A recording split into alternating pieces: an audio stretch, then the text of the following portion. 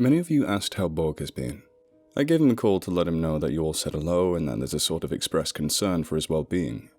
Borg says he's fine and that this isn't the first time he's dealt with skinwalker wounds. Since he runs his own fencing company, he has the ability to take time off and he plans on milking that for as long as he can. Borg fine. Borg grateful for you all. Tonight I decided to return back to the peninsula, since I made such a tremendous amount that last time from Yuki and Baphomet. I parked my car at the usual San Bruno Starbucks among the other personal drivers for the airport. I couldn't help but wonder if they were competition, or if maybe some of those drivers might be paranormal. It's hard to look at any occupied space the same anymore. The kids you see late at night, nose deep in a book, with an iced water and no visible dark circles? Definitely not human. I've recently learned that the more unperturbed people look, the more likely they are to be paranormal. I haven't met an entity yet that hasn't struggled with the same necessities that humans need, like sleep and caffeine. They take in nutrients in other ways. The paranormal have a longer lasting effect from their ways of consuming than people do, which is really not news. Most humans already assumed and theorized that much. I just wanted to reaffirm this with the rest of you, should you not be on the lookout. Just don't do what I do and ask them outright. I have a little bit of protection working for Cerber. Anyone else is probably a meal. I spent my evening people watching as I waited for a request. I was feeling a little too moody for sensory stimulation like music. Shortly after midnight, I got a request from Cain. Before anyone has a fit, that's Cain with a K, not biblical Cain with a C. This shouldn't give you too much more comfort. This is still a paranormal service after all. Just wanted to stomp out that assumption immediately. The request came from Redwood City, which was a short drive down 101 South. I was still buckled in and ready to go, so I made my way down to El Camino Real to begin my night. I took the ride in silence, occasionally looking out the window at the new developments. The Bay Area is never the same 2 days in a row. It seems like there's always something new to look at. I pull up to a small apartment complex, close to downtown Redwood City. It's after 10 p.m, so the majority of the city is already sleeping, giving the cute downtown area a more ominous feel. Feels like I'm invading some kind of curfew despite being a grown-ass man. I park outside the main entrance of the building and wait. As I'm mocking myself as arrived, my car door opens and shuts quickly. I didn't even flinch. I've gotten rather used to the abnormal reflexes the paranormal have. I didn't even bother looking back to meet my passenger's gaze. Like I said, I'm feeling moody. I put my car into drive and start on the route. Hi, Jim. I hear a child say. A child? I look back to see a kid about 9 years old, wearing a navy blue zip-up hoodie and jeans. He even had light-up shoes that would flash as he kicked them together. I keep assuming I'm done being surprised, but nope. I'm shocked and severely unprepared to handle children. The paranormal I can handle. Not kids. They're truly unpredictable and they freak me out. I slam on my brakes and pull over to the side of the road. I whip my head around to hold focus on this little seedling of a human that barely fits the seatbelt across his chest. Cain? I ask, wide-eyed. Yes, Cain says with a slight nod. Am I not in the right car? You do drive for Cerber, yes? He says with a tinge of worry. No, I say stammering. Yes, I'm with Cerber. I guess I'm just a little, surprised to see a child calling for a ride. Are you even old enough to have a cell phone? I don't mean to be rude, but older men and children that don't belong to them usually ends in dudes in a terrible place. Prison. They end up in prison. I was spiraling into a rabbit hole of absolute nonplus. Cain notices this and interrupts me gently. I'm sorry, I didn't mean to alarm you. I'm told that humans are relatively unthreatened by children. So, that's the form I chose. I'm not actually a child. Cain finishes with patience. Oh, okay. Can we make a quick agreement before we move any further? I ask. Sure, Jim, Cain says, folding his tiny hands into his lap. If I get pulled over by a police officer, can you, not be a child? Yes, of course. On one condition. what? I ask, body tensing in slight defense. You have to answer any and all questions I have for the duration of this ride. Does that sound fair? It's never a good sign when an entity has a cheeky grin and a counteroffer. Yeah, you know what? Fuck it. You have a deal. I feel like this is simply a delivery of karma at this point. I finish, putting the car into gear. All those times I got nosy with the paranormal, I deserve this. Could be entertaining. Could be hellacious. Bring it on. Great! Cain pulls out a pad and pen seemingly from nowhere. How old are you physically? What? How old is your body? He rephrases. 38, I think. I'm not entirely sure what that question means, I reply in earnest. How old are you spiritually? Cain asks, looking down at his notepad. Shit, I don't know, 16? I reply with sarcasm. Sounds right, yeah. He scribbles into his notepad. How old were you when you tested your first substance? I clam up. Did he know about my struggles with alcohol? Is he aware of my mental illness? Does alcohol count? I ask. Yes, Jim. I'd also like to know if any other substance experiments. I'm not sure if this kid is just gathering a census or if he truly is clueless. Well, I was 19 when I had my first beer. However, I started drinking really hard when I was 28. Death in the family sort of pushed me in that direction, you could say. I've been sober for a few months now. I feel like I can be honest, even if the content I'm providing is a little mature for a kid. Thank you, Jim. Cain takes a few minutes to write. How old were you when you had your first sexual experience? Nope, I say bluntly. Jim, we had an agreement. Cain sounded irritated. Yeah, we did, but I don't feel comfortable telling a child about sexual stuff. That's too weird, man. Ask something else. I finish. It's just too creepy. Cain lets out a sigh and says, All right. Would you feel more comfortable answering the question if I took my true form? I mean, no. That's kind of personal, but if you don't want to let that go, then yeah. You have to ditch the kid facade. I'm not down. All right, he says quietly, then continues within seconds. Is this better? I look back to see that his size hasn't changed much. He was about the size and build of a 12-year-old boy. He looked nothing like a little boy, though. Cain has grey skin, shiny with enormous black, almond-shaped eyes set in a head that was an easy 3 times too large for his skinny body. He had no visible nose and a tiny mouth that he kept closed in a tight, kind of adorable smile. He waved his 4-digit hand at me as if to tell me that it's still him. This was the real Cain. Oh, shit! I say, laughing in delight. Aliens are real? I kinda always knew, but holy hell, this is so cool!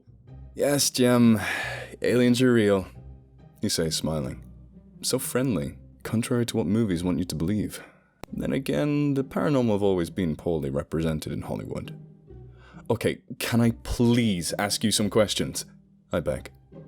After you answer mine, I don't see why not, he replies, shrugging. Oh, right, first sexual experience, I was 24.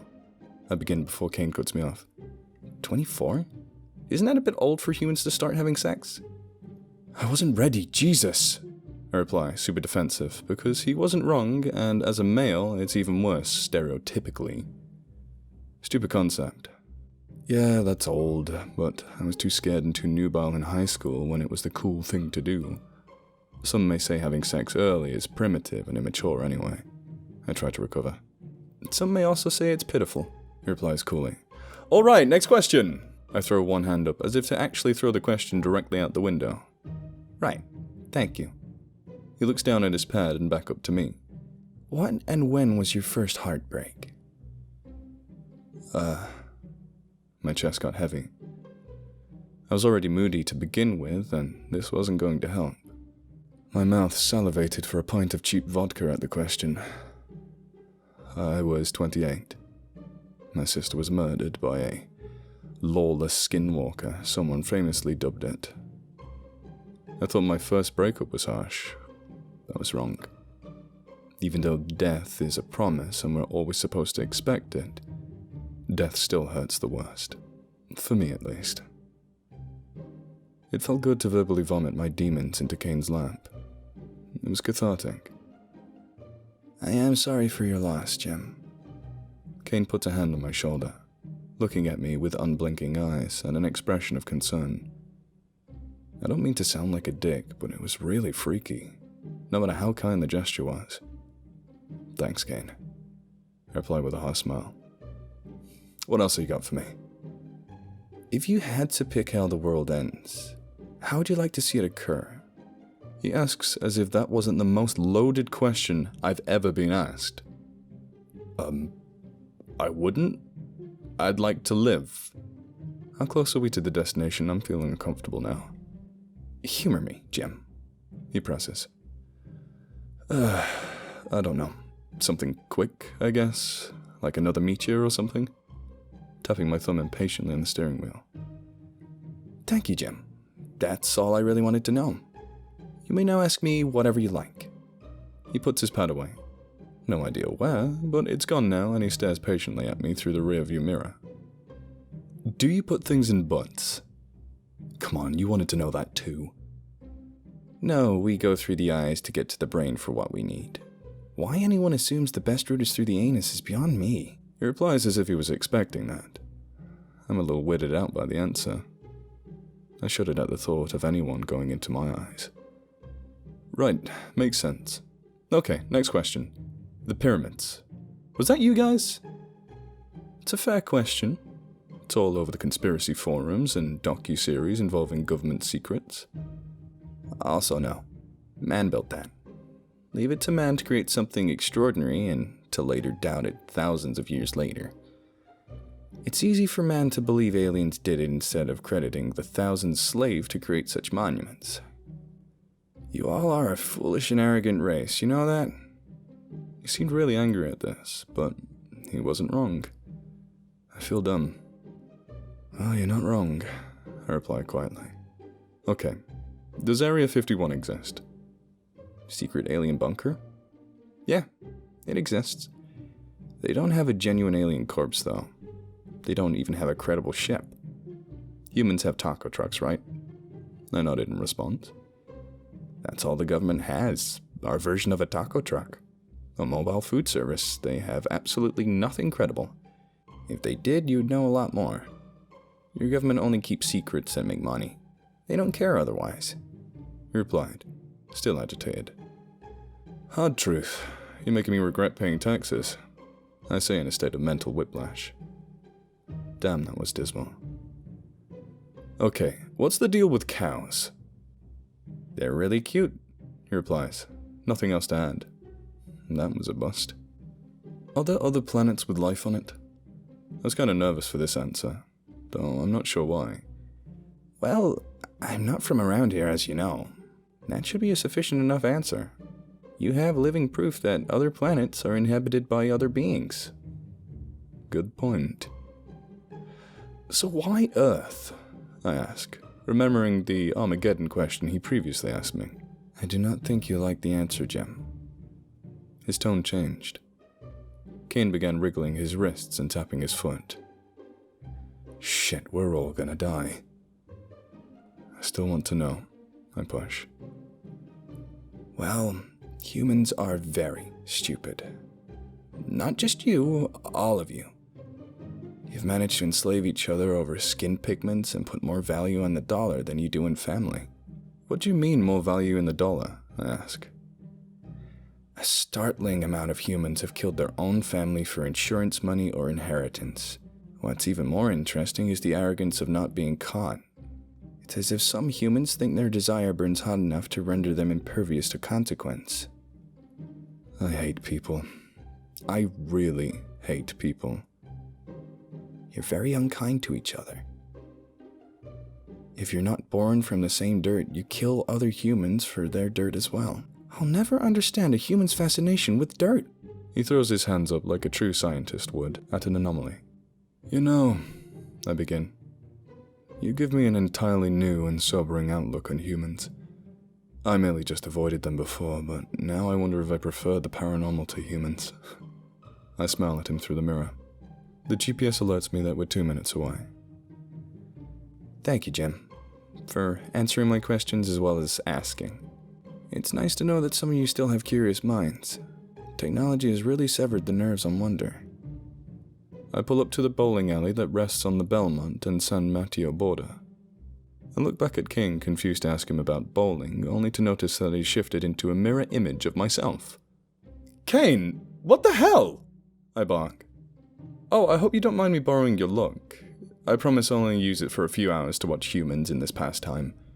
I need to understand why destroying a stack of wood with a ball of graphite and resin is so amusing. It's so obscure. I chuckled at his response. Yeah, go for it. No kissing on ladies, though. I don't need anyone slapping me whilst I'm at Target for forgetting their name. What do you mean? Cain asks, cocking his head to the side. Forget it, I smile. Thank you for riding with Cerber, and have a wonderful night. Thank you, Jim, Cain replies, walking up to the bowling alley. His ride was $2,117.89, and tipped $400. Cain gave me a 5-bat-wing rating and no review. My guess is he wanted to avoid interjecting any of his studies into the ether. I post up at Central Park in San Mateo, waiting for another hit. I reflected on what Cain had to say about humans, and he's right. For being the top of the food chain, we're really stupid and selfish. I understand why he's looking for answers. It just doesn't make sense. About 20 minutes go by and I get a request from someone named Cherise on 3rd Street in San Mateo. I accept the request and take a short drive to pick her up. A beautiful African-American woman gets in my back seat. She has her braided hair half pinned up, wearing a black t-shirt and denim pants. Her eyes were the color of honey and she smelled like lilacs. I instantly blush at her beauty and ask, "Are you Cherise?" Yes. Are you Jim? She replies, her voice cool and kind. Yeah, good evening, I reply, trying to do a flirty smile. I'm sure I looked creepy, but this is Cerber. She's likely used to that. Good evening. She giggles and smiles, buckling up her seatbelt. I begin making my way down 4th Street, heading to the freeway, towards South San Francisco. Cherise has her legs crossed, hands on her knees and looking out the window. She has to be a siren or something, she's so gorgeous. Her phone starts buzzing and causes her to jump. Oh, that was cute. You mind if I take this, Jimmy boy? She asks, teasing me. Oh, no, go ahead, I reply, through a weird giggle grin. Thank you. She taps her phone and greets the person saying, Hi, Adeline. I'm on my way to you right now. I left my car back at a parking garage in San Mateo. She pauses for a moment, and, of course, I've become very nosy. No, yeah, Jim's picked me up. No, he's fine. Quite the gentleman.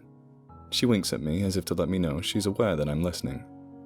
I keep my ear out, but shy away from her gaze. She continues the call. Yeah, I got it. I'll see you soon, Adeline. Thank you. She hangs up the phone and continues staring out the window. Is everything okay, Cherise? I ask with genuine concern and hoping I can be of extra help to impress her. Oh yeah, everything's fine. I gave a ride to an orc earlier and he had a accident in my back seat. Borg? I ask with surprise. Yeah, Borg. Nice guy, but lethal to fabric seats. Wait, you gave Borg a ride? Who are you? I ask, clearly puzzled. I'm Cherise. I also drive for Cerber.